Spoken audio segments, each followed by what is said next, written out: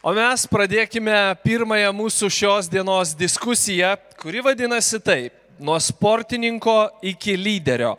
Kaip sportas padėjo pasiekti karjeros aukštumų.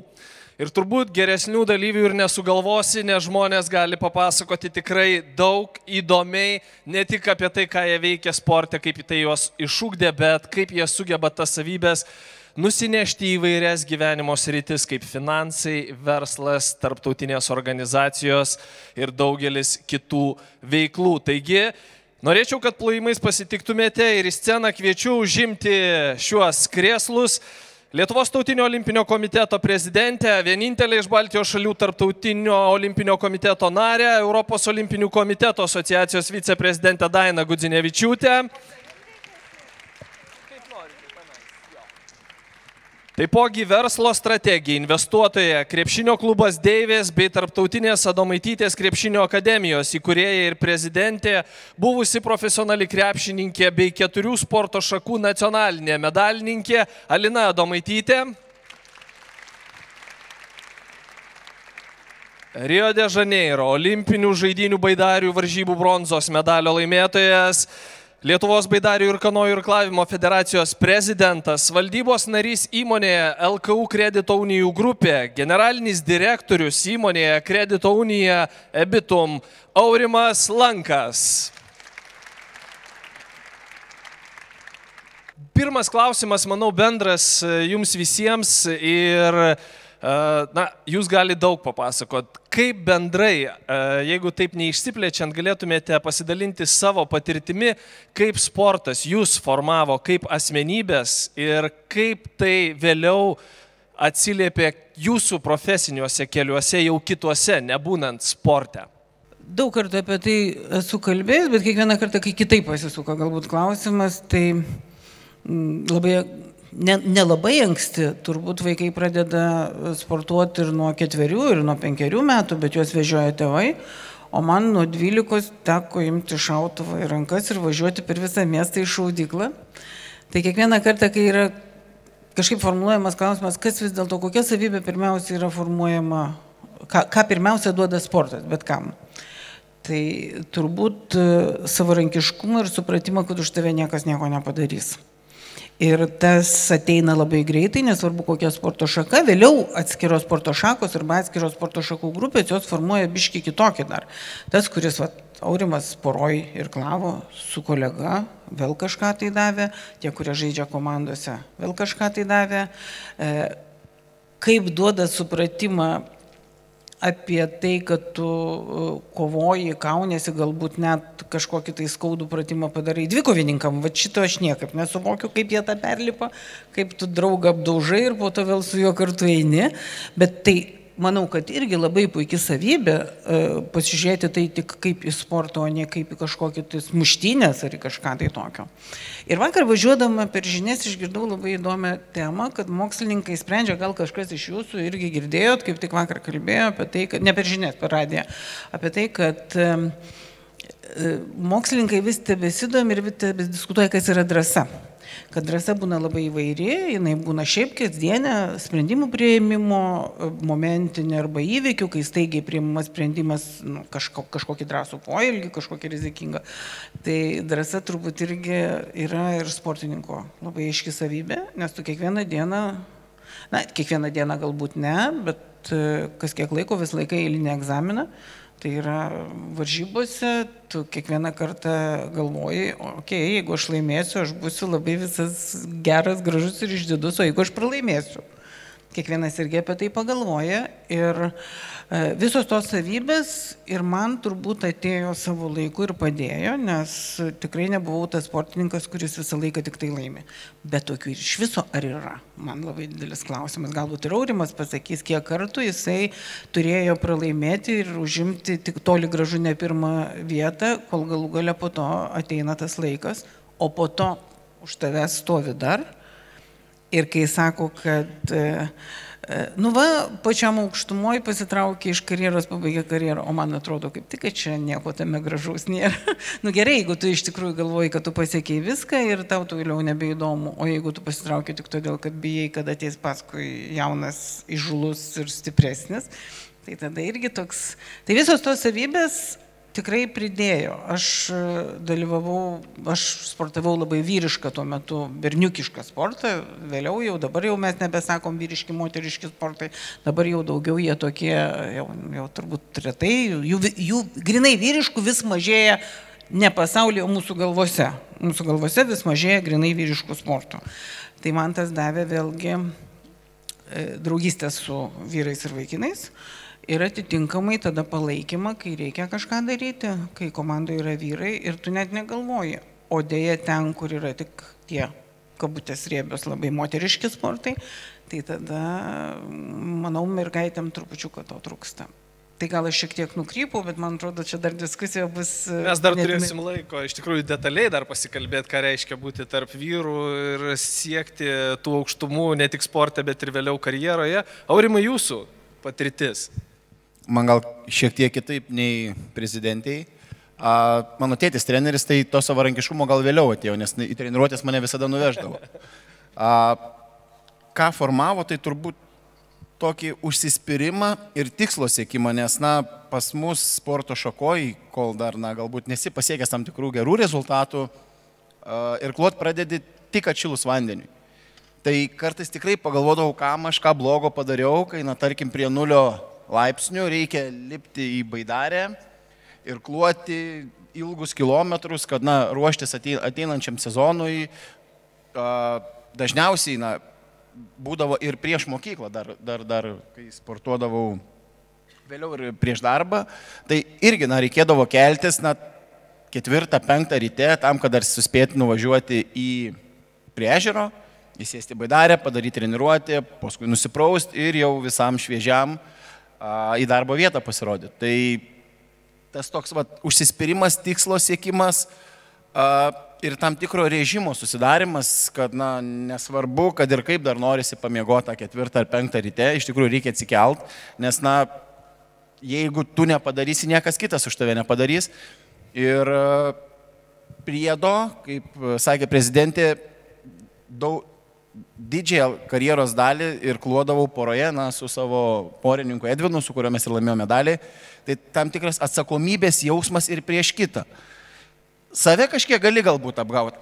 Pamiegosiu, vieną treniruotę praleisiu, bet, porininko nuvilti, tai kaip ir nesinorėdavo ir tiesiog keldavaisi, eidavai ir darydavai tą, ką turi, ką privalai, o paskui tai tapdavo tiesiog rutina ir nebegalvodavai, kad čia darai kažkokį žygdarbį atsikėlęs anksčiau, arba, nežinau, kad ir prie 0 laipsnio lipdamas į vandenį.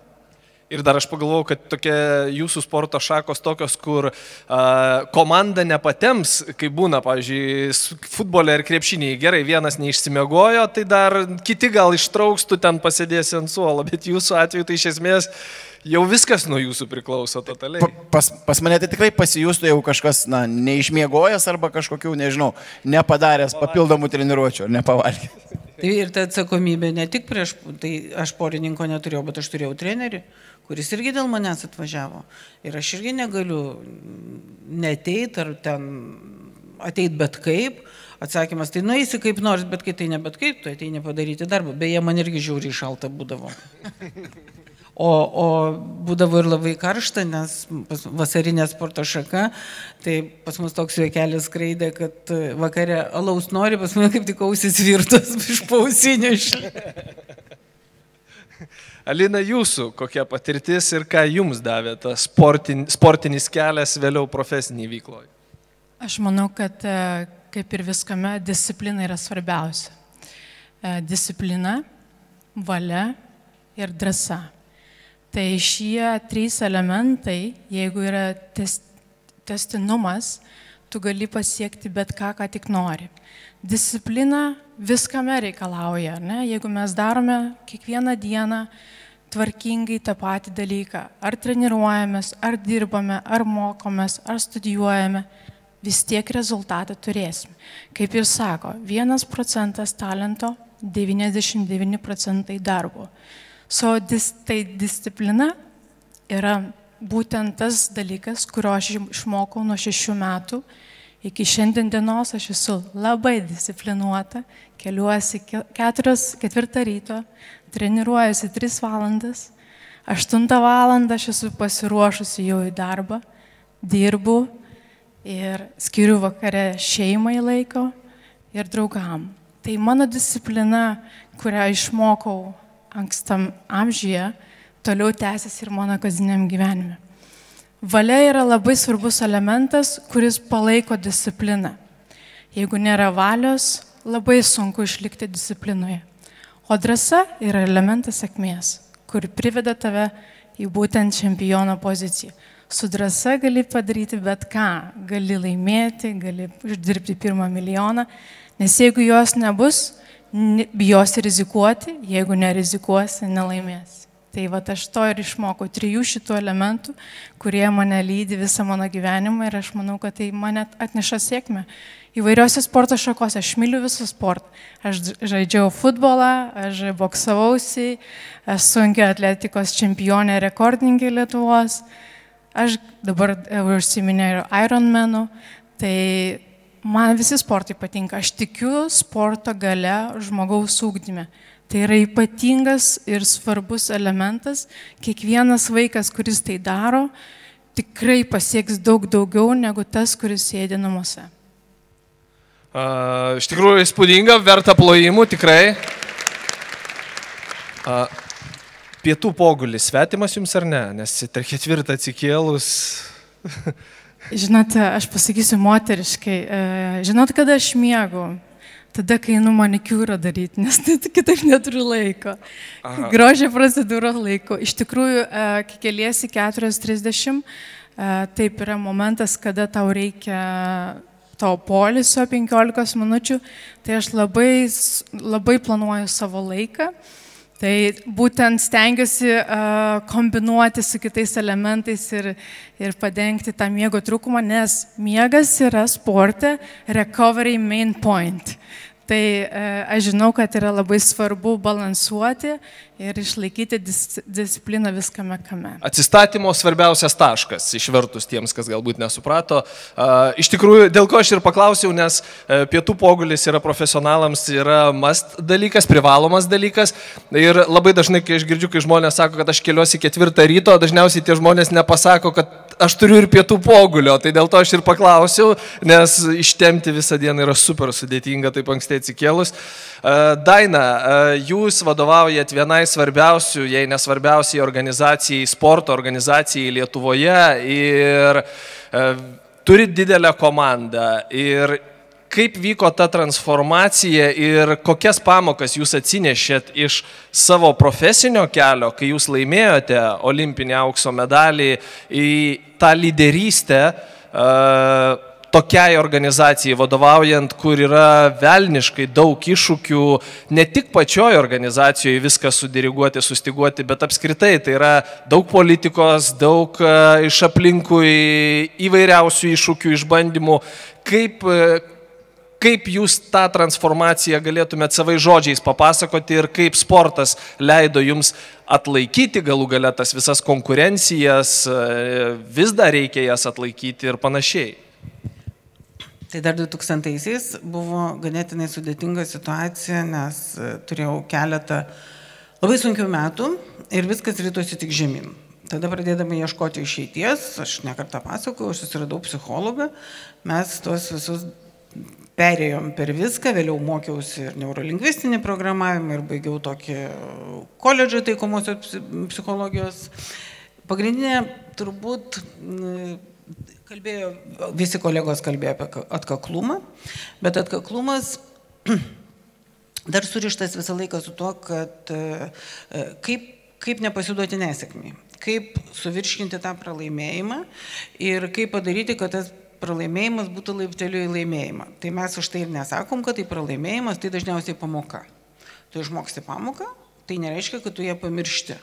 Tai mano sporto šakoj ta pamokėlė būdavo 25 kartus per seriją, reiškia, jeigu tu padarei gerą šūvį, tai tu, aha, čia gerai, jeigu tu padarei blogą, tai svarbiausia neužsiciklinti ir tau nepasakyti, kad tai buvo blogai, ir sakyti, nu va čia, va, reikia pataisyti. Ir tą pataisyti. Tai čia tiek Saulius prisako ditirambų, bet kaip ir vėlgi kolegos abudu sakė, tai pasitikėjimas ir atsakomybė prieš kitus, atsakomybė prieš kitus, prieš visus, prieš komandą, žinoma, komandą, nes tai tik komandinės darbas.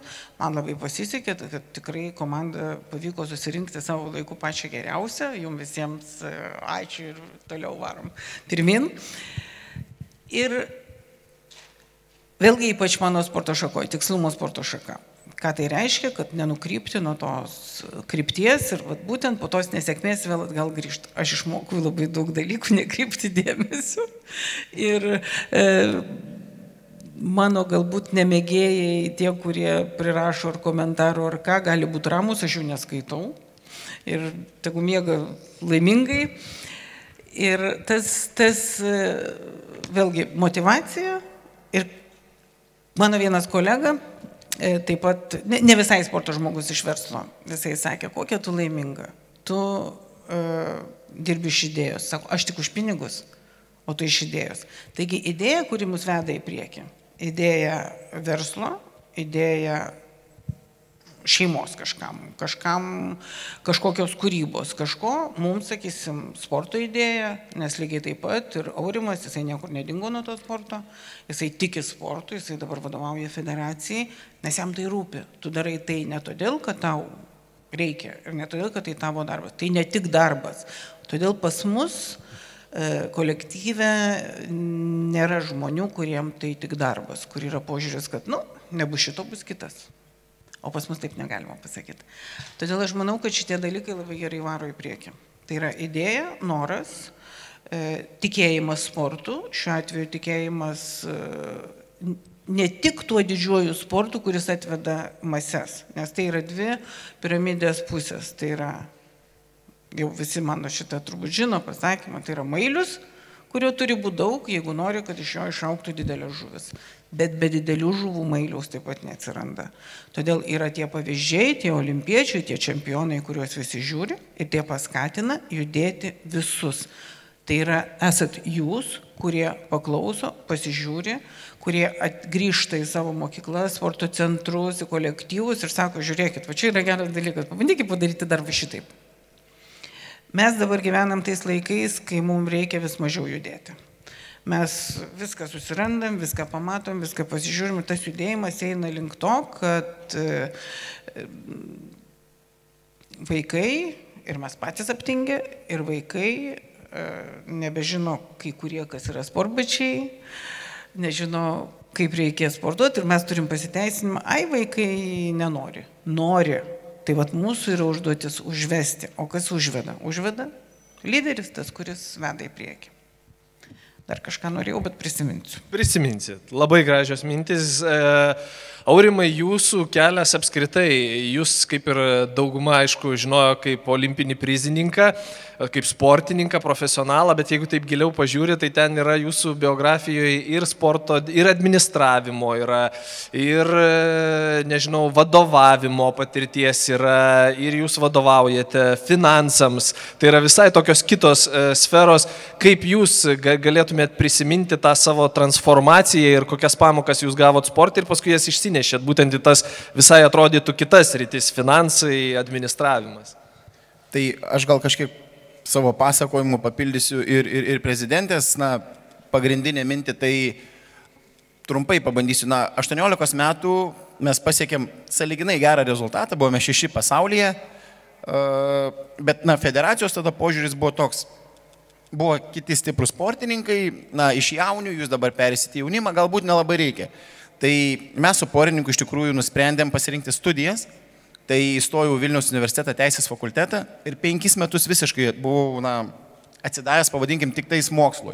Nes, galbūt nebuvau toks gabus mokslams, man reikėjo labai daug laiko skirti mokslams, nes, teisė man buvo toks šiek tiek kosmosas ir, jau po pirmo pusmečio iš tikrųjų, neišlaikius 2 egzaminų, aš norėjau, skambinu mamai ir sakau, aš grįžtu, nebereikia man jokių teisės mokslų, nereikia man Vilniaus, nieko nereikia, bet, mama tiesiog sako, tu pabandyk. Ir kaip jūs sako, tas turbūt iš sporto jau užsiugdytas ir kaip prezidentė sakė, tai gal tik tai pamoka, galbūt tai tik laikina nesėkmė ir ateityje bus galima džiaugtis tais rezultatais. Tai tiek sportas, tiek, 5 metai teisės studijų mane iš tikrųjų tą tokį, nežinau, mozolį tokį užaugino, kur atsparesniam aplinkai, atsparesniam, kitų nuomonė iš tikrųjų ir kai tu žinai, ką darai ir tu tai darai dėl savęs. Kitas dalykas, ką minėjo ir prezidentė, idėja.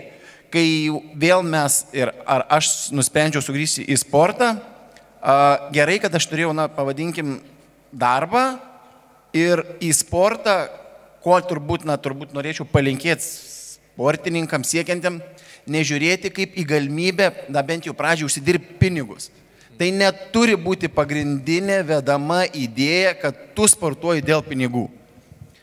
Tu turi sportuoti iš idėjos, dėl savęs, galbūt dėl Lietuvos, dėl savo miesto, bet neturi būti, kad aš sportuoju tik todėl, kad galbūt kažkada tapsiu čempionu, užsidirbsiu rentą arba nežinau, jeigu komandinė sporto šaka pasirašysiu gerą kontraktą, tada aš manau, turėtų užprogramuota būti, kad tau nepavyks.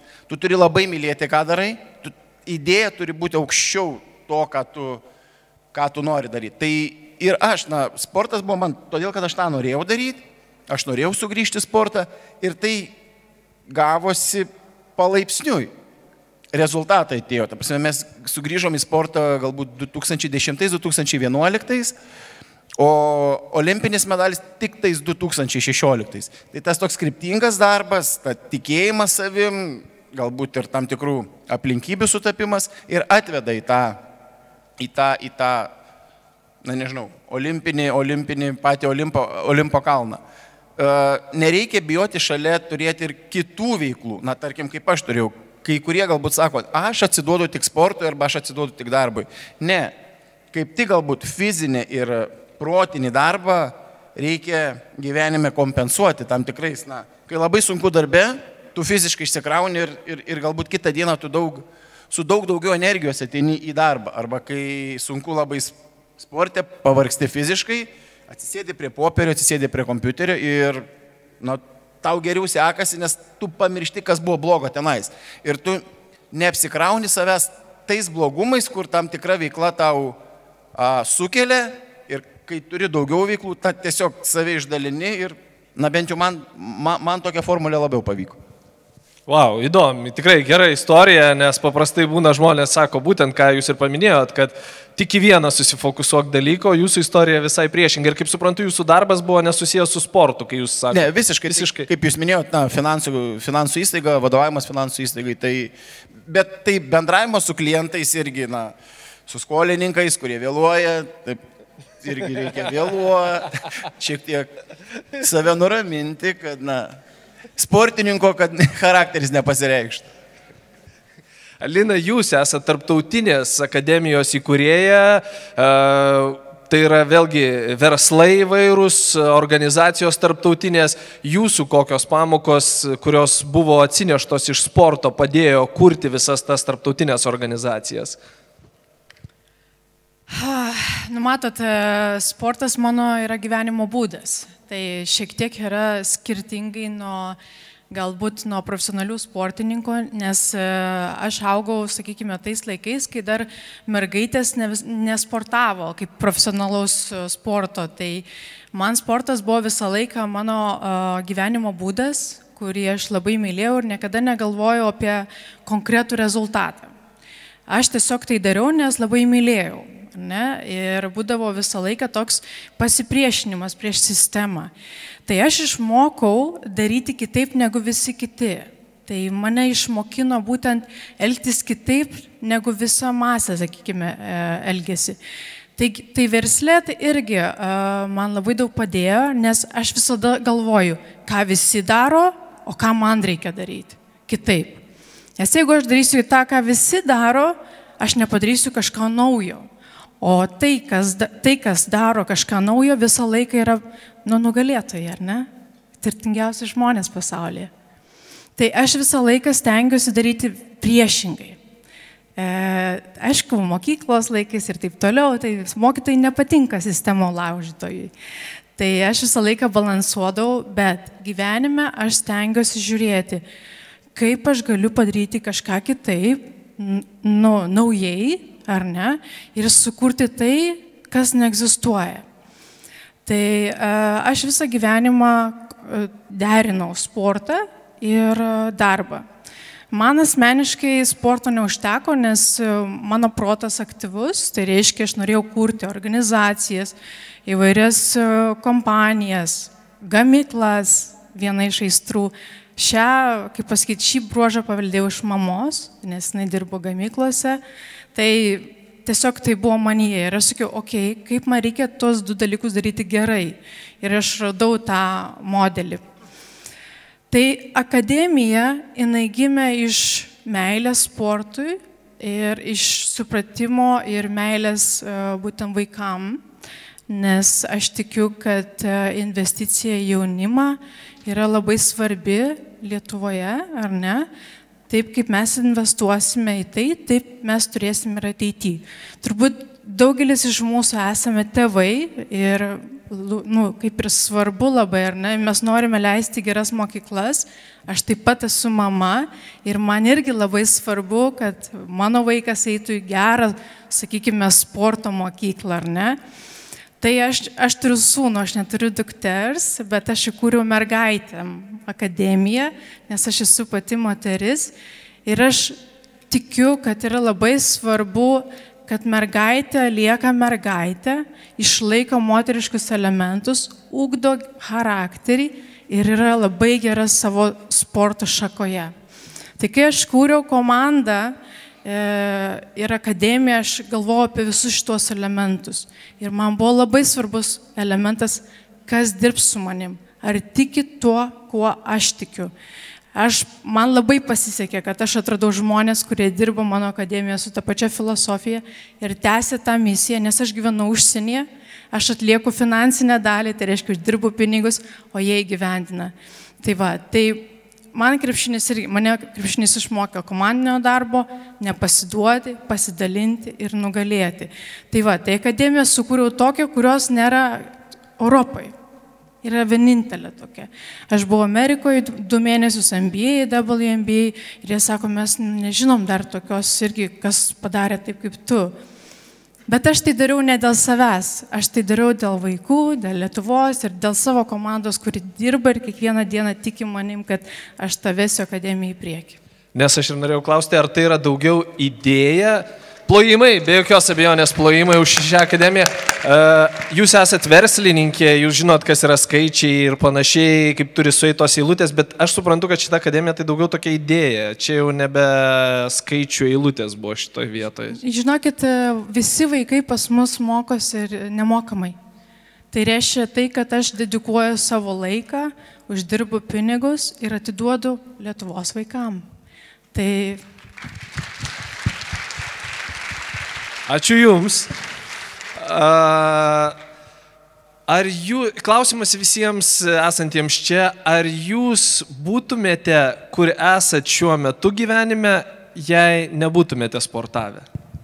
Jokių būdų ne.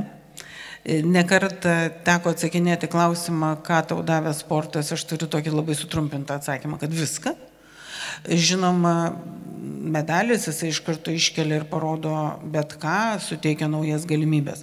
Bet dar norėčiau keliais sakiniais grįžti prieš tai buvusios minties ir pratęsti kažkuria prasme ir Alinos mintį. Pas mus reikėtų šiaip tai keisti konstituciją, nes konstitucijoje parašyta, kad valstybė remia sportą. Valstybė turi investuoti į sportą, nes tai yra investicija. Kaip ir Alina sakė, kaip ir mes su Aurimu šnekėm, tai yra investicija į ateitį, nes iš tikrųjų dabartiniais laikais nesportuojantis jaunimas arba nesportuojantis vaikas yra grėsmė nacionaliniam saugumui. Viską supaprastinau, bet girdint, kaip politikai dabar didžiulės pajėgas, didžiulės mintis, didžiulės investicijas nori skirti gynybai, tai jeigu nebus skirta tokia pat investicija į sportą, tai gal galėsim, vos tilpdami tokius fotelius, gal droną dar kažkaip ir pavaldysim, bet jeigu reiks pernešti savo kūną į kitą tokį pat fotelį, jau bus sunkiau turbūt. Tai turėtų ta investicija eiti paraleliai su gynyba, nes mūsų sveikata yra, kaip nemažiau svarbi už droną arba kažkokią gynybinę sistemą. Mes tikrai rizikuojam likti patys be žmonių, kurie galės, net fiziškai galėtų, sakysim, ginti mūsų tėvynę atsitikus nedaug dievė nelaimiai.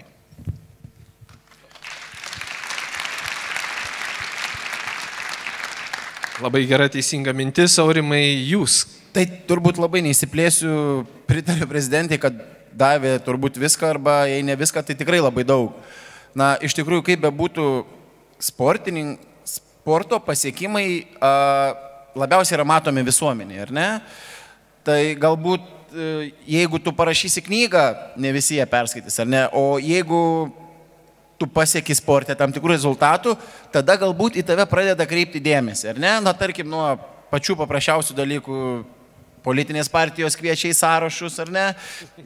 Pradeda kviesti diskusijas. Ir, na, galbūt jeigu sportininkas iš tikrųjų paraleliai yra ir išsilavinęs, ir, na, jo nuomonė tada tampa svarbi. Tada, na, ir visuomeniai tave tada pradeda matyti ne tik kaip sportininką, bet, na, galbūt ir tam tikrą, na, nuomonės formuotojai, nenoriu to žodžio sakyti, bet, na, į tą asmenį, kur tu savo patirtimi ir savo pasiekimais įrodė, kad, na, tavo veiksmai yra teisingi ir tu, na, viską darai gerai, tai, va, ką norėjau pasakyti, sportas davė tikrai labai daug. Ir labai gerai, kad turime profesionalus, pasiekusius olimpinių aukštumų ir turime žmonės, kurie užsiėmė sportu. Ir Alina, ar jūs, sakykime, nepasiekėt galbūt olimpinių aukštumų, bet sportavot savo lygmenį, bet jei to nebūtumėte dariusi. Nesuprantu, tik... Jeigu nebūtumėte to dariusi, tai ar būtumėte ten, kur dabar esate gyvenime? Versle, organizacijose? Man davė sportas žmonės. Kodėl? Aš pasakysiu, bet kur be keliaučiau, kur nueičiau, visą laiką tas vadinamas bendras interesas, suradimas apie sportą, to vadinamos temos, topiko atradimas. Aš per sportą sutikau labai daug naujų žmonių. Vaikystėje užmezgiau daug naujų draugysčių. Per krepšinį nueini kažkur žaisti, sutinki dar daugiau žmonių, susirandi naujų draugų.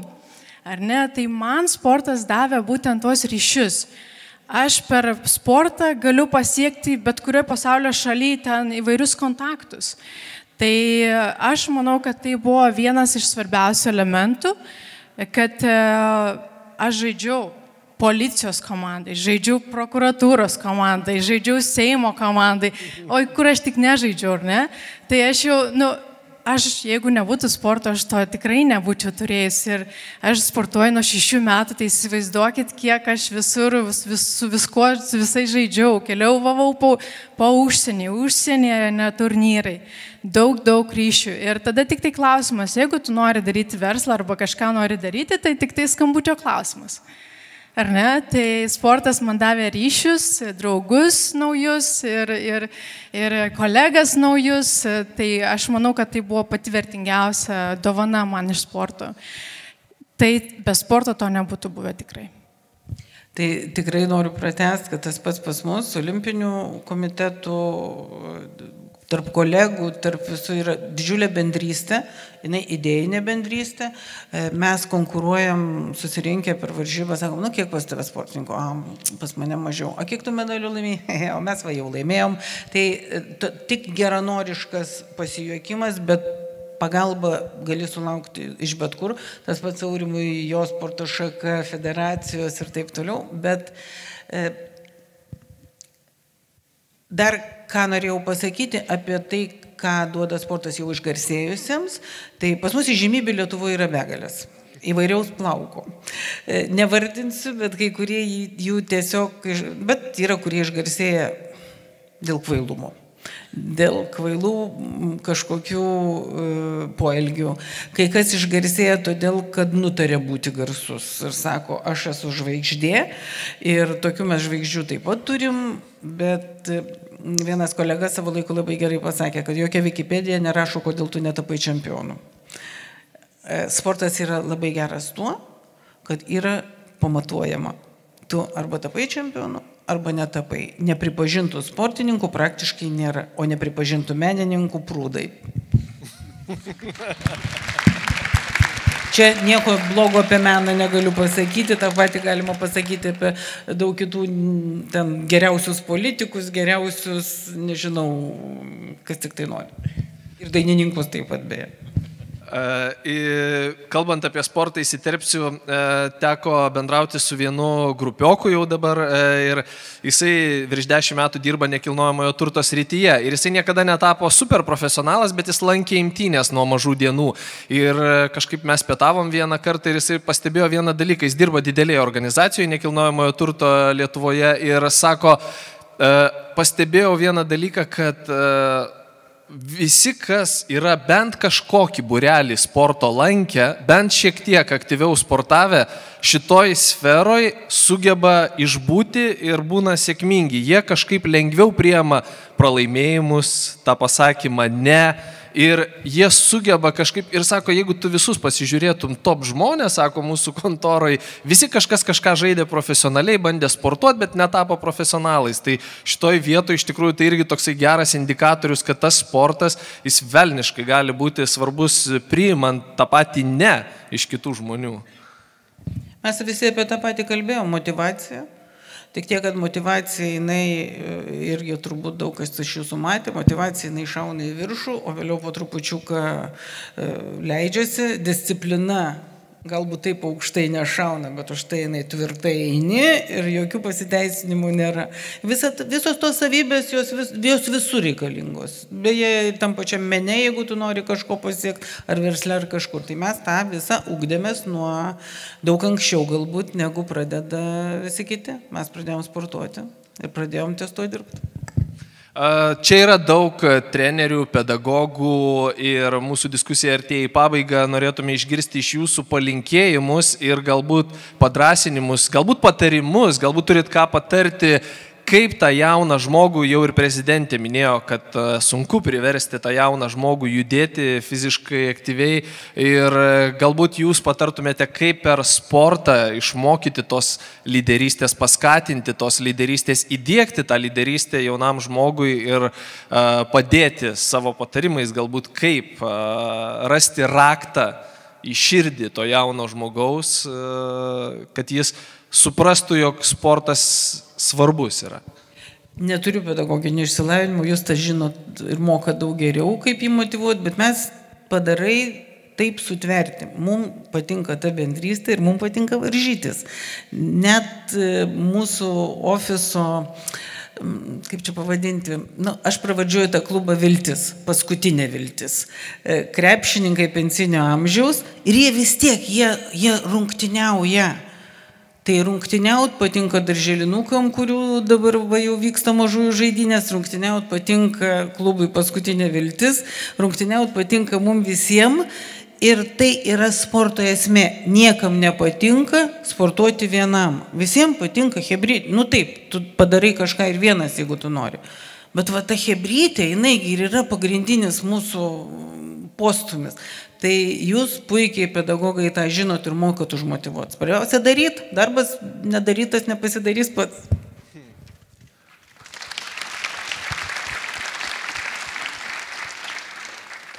Tai tam tikros istorijos iš mokyklos laikų nepaslaptis turbūt, turbūt šiais laikais to nebėra, bet būdavo tokių pedagogų, kur tiesiog numesdavo krepšinio kamuolį ir tokios būdavo fizinio lavinimo treniruotės. Tai to niekada nedarykit.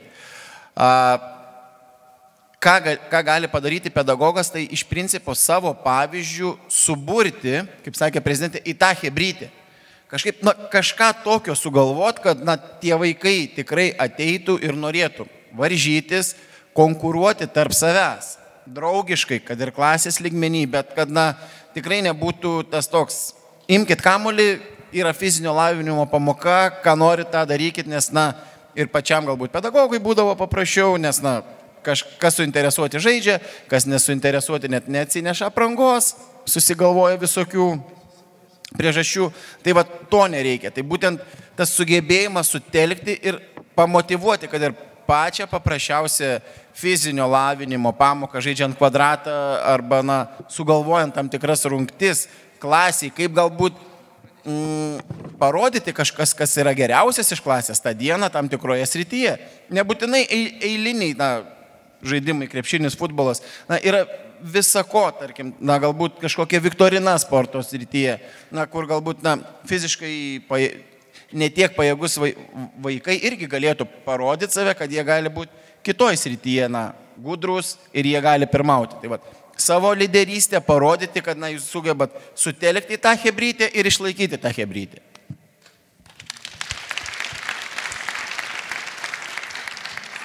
Ir dar tik tai priminsiu, kad jūs irgi galite dalyvauti diskusijoje. Jeigu turėsite klausimų, pakelkite ranką, prie jūsų bus prineštas mikrofonas. Alina, jūsų patarimai. Aš tai gal norėčiau paprašyti. Vis mažiau ir mažiau trenerių lieka sportuose. Ir labai sunku įtraukti jaunai kartą būti treneriais. Aš aišku turiu akademiją ir galiu kalbėti, bet ta tendencija visur pasaulyje. Tai reiškia trenerių mažiau. Tai aš labai noriu paprašyti ir padėkoti, kad toliau liktumėt treneriais, įtrauktumėt jaunąją kartą irgi būti treneriais, treniruotumėt savo vaikus, patys būtumėt aktyvus. Aš šiandien vis dar sportuoju ir man nėra lengva keltis 4 ryto, bet dėl to, kad aš noriu būti pavyzdys vaikams ir su jais vis dar sportuoti ir žaisti. Nes įsitraukimas, dalyvavimas, rodymas, kad aš darau, gali ir tu, yra labai svarbus elementas. Tai ačiū už tai, kad užsiemot sportu, kad esate treneriais ir labai prašau, įtraukite jaunąją kartą būti irgi treneriais. Tai yra labai svarbu mūsų Lietuvos ateičiai. Neturėsim trenerių, nebus sporto. Tai aš tik tiek ir norėčiau pasakyti. Galiu tokią išsakyti viltingą tik tai pastabą, kad šiuo metu vyksta diskusijos su politikais būtent apie trenerių trūkumą ir apie jų sąlygų gerinimą. Tai labai viliuosi, kad iš to kažkas gausis. Ar turi kas nors salėje klausimų, galite pakelti ranką, mūsų diskusija jau priartėjo prie pabaigos. Labai geri patarimai. Aš pats prisimenu vieną iš patarimų iš ankstesnių švietimo forumų, viena iš pedagogų iš Šiaulių berods. Jinai pasidalino, tada kažkaip mes šnekėjom, kodėl pas ją tiek daug sportuoja vaikų, nes tiesiog jinai suprato, kad reikia išmokti, kas yra appsai, kas yra programėlės, kokius naudoja appsus vaikai. Ir jinai sugalvojo žingsnių iššūkį ir visi vaikai renka žingsnius kaip pašėlę ir aplink Šiaulius centre visi vaikšto, laksto ir tai buvo labai geras pavyzdys, kad pas ją buvo super aktyvios klasės ir būtent tokiu būdu atrodo labai paprastu, bet jinai sugalvodavo sukurti, nežinau kaip pasakyti, kambarius, kur būdavo visi vaikai, visi konkuruodavo tarpusavyje ir turėdavo savus iššūkius. Taigi tikrai yra tų būdų kažkaip, tai galbūt tai irgi jums padės ir palengvins. O aš norėčiau, kad paplotume diskusijos dalyviams Dainai Gudzinevičiūtei, Aurimui Lankui ir Alinai Adomaitytei. Ačiū jums labai.